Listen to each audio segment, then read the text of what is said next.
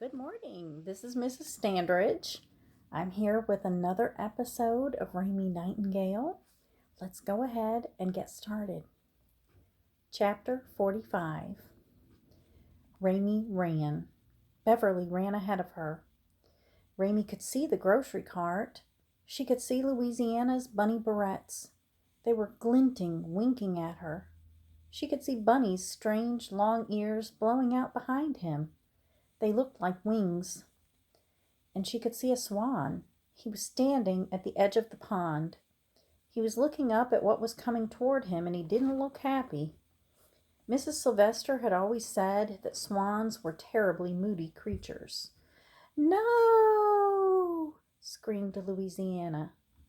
Raymie watched the tag and bag cart rise up in the air as if it were attempting to leave the earth altogether, and then it entered Swip Pond with a surprisingly small splash. The swan stretched his wings out as far as they would go. He let out a noise that sounded like a complaint, or maybe it was a warning.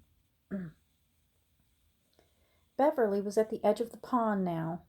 Raymie, still running, was behind her. And this was when Raymie heard Mrs. Borkowski's voice for the last time in her life. She did not say, "Tell me, why does the world exist?" She did not say, "Pfft." Mrs. Borkowski said, "You, now, this you can do." Raymie kept running. She ran past Beverly, who was standing and staring. She took a deep breath and dove into the pond, and the water closed over her head, and she went down as far as she could in the darkness. She flexed her toes like Mr. Stephanopoulos had taught her to do. She opened her eyes. She reached out her hands and parted the dark water. 46. It turned out that Bunny knew how to swim. The dog went paddling past Raymie just as she came up for air. Bunny's ears were floating on either side of his one-eyed head. He looked like a sea monster, some mythical beast, part fish and part dog. Raymie took a deep breath and went back down under the water. She saw the tag and bag grocery cart. It was on its side, floating slowly toward the bottom. She reached for it. The cart was cold and heavy and empty. Raymie let it go. She went back up to the surface and took in another great gasp of air. She saw Beverly pulling Bunny out of the water. The swan was standing beside Beverly. He was stretching his neck and then lowering it, stretching it and lowering it, as if he were working up the courage to make an announcement. Beverly said, "Where is she?" Raymie didn't answer. She dove back under water. She opened her eyes in the darkness and saw the glint of the shopping cart again. And then she saw the glimmer of a bunny barrette that was attached to the head of Louisiana Elefante. Raymie swam toward Louisiana and pulled her into her arms. Raymie had saved Edgar, the drowning dummy, from drowning many, many times. She was good at it. Mr. Stephanopoulos had told her that she was good at it. But Louisiana felt different from Edgar. She was somehow both heavier and lighter. Raymie wrapped her arms tight around Louisiana. She kicked her feet and swam for the surface, and what Raymie thought as they rose together was that it was the easiest thing in the world to save somebody. For the first time, she understood Florence Nightingale and her lantern in the bright and shining path. She understood why Edward Option had given her the book. For just a minute, she understood everything in the whole world. She wished that she had been there when Clara Wingtip had drowned. She would have saved her too. She was Raymie Nightingale coming to the rescue. 47.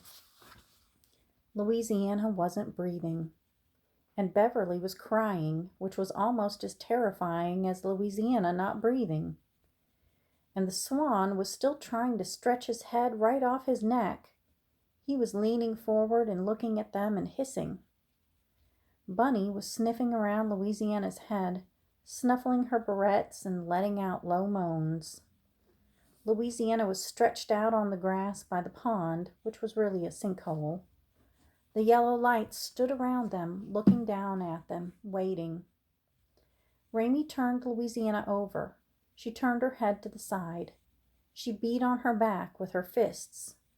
Mr. Stephanopoulos had taught her how to save a drowning person, how to get the water out of someone's lungs, and she did everything he had taught her to do. She remembered it all. She remembered it in the right order. "What are you doing? What are you doing?" shouted Beverly. Bunny moaned. The swan hissed. The yellow light shone down. "What are you doing?" asked Beverly, still crying. Raymie pounded on Louisiana's back. A flood of water and also a few pond weeds exited Louisiana's mouth in a great rush. Then there was more water and more water and more water and another weed. And then came Louisiana's squeaky, hopeful voice saying, "Oh my goodness." Raymie's soul was huge inside of her. She felt a tremendous love for Louisiana Elefante and for Beverly Topinski, and for the hissing swan and the moaning dog, and the dark pond and the yellow lights. Most of all, she felt love for the furry-toed and furry-backed Mr. Stephanopoulos, who was gone, who had moved to North Carolina with Edgar the drowning dummy. Mr. Stephanopoulos, who had put his hand on her head and told her goodbye. Mr. Stephanopoulos, who had taught Raymie how to do exactly this, how to save Louisiana Elefante before he went away. "The hospital," said Beverly. They picked Louisiana up together and started walking. They had gotten good at carrying her. They went up the hill and Bunny followed them. The swan stayed behind. Louisiana said, "I can't swim." "Yeah," said Beverly, "we know." Beverly, who was still crying. 48. There was a nurse standing outside the hospital doors. She was smoking a cigarette. Her left elbow was cupped in her right hand, and she was holding the cigarette and staring at the four of them as they came up the hill. "Oh, my Lord," said the nurse. She slowly lowered the cigarette. She had on a name tag that read Marceline. "She drowned," said Beverly. "She didn't drown," said Raymie. "She almost drowned. She swallowed water." "I have swampy lungs," said Louisiana. "I can't swim." "Come here, baby," said Marceline. She dropped the cigarette and took Louisiana from them and carried her through the automatic doors. Beverly sat down on the curb. She wrapped her arms around Bunny and buried her face in his neck. "You go," she said. "I'm going to sit out here for a while." "Okay," said Raymie. And she walked through the doors, went up to the nurse at the front desk, and asked if she could use the phone to call her mother. The nurse had a name tag that said Ruthie. Raymie thought how nice name tags were. She wished that everyone in the world wore them. "Look at you," said Ruthie. "You are soaking wet." "I was in the pond," said Raymie. "It is 5 o'clock in the morning," said Ruthie. "What was you doing in a pond at 5 a.m.? "It's complicated," said Raymie. "It has to do with a cat named Archie who got taken to the Very Friendly Animal Center and—" "And what?" said Ruthie. Raymie tried to figure out how to explain it. She realized that she didn't even know where to begin. She was cold all of a sudden. She started to shiver. "Have you ever heard of the Little Miss Central Florida Tire Contest?" she asked. "The what?" said Ruthie. Raymie's teeth were chattering. Her knees were knocking together. It was so cold. She began again. And then, suddenly, she knew exactly what she needed to tell Ruthie. "My father ran away. He ran away with a dental hygienist named Leanne Dickerson, and he isn't coming back." "That skunk," said Ruthie. She stood up and came out from behind the desk. She took off her sweater, which was a blue sweater like the one Martha at the Golden Glen wore. She draped the sweater over Raymie's shoulders. The blue sweater smelled like roses and something deeper and sweeter even than roses. It was so warm. Raymie started to cry. "Shh, shh," said Ruthie. Tell me your mama's phone number and I will call her." "Okay. Yes, good morning," said Ruthie when Raymie's mother answered the phone. "Everything is just fine. I have your baby girl here at the hospital. There's nothing to worry about except that she is soaking wet because she's been swimming in a pond. Also, she told me about how her daddy run off with some woman named Leanne." Ruthie listened.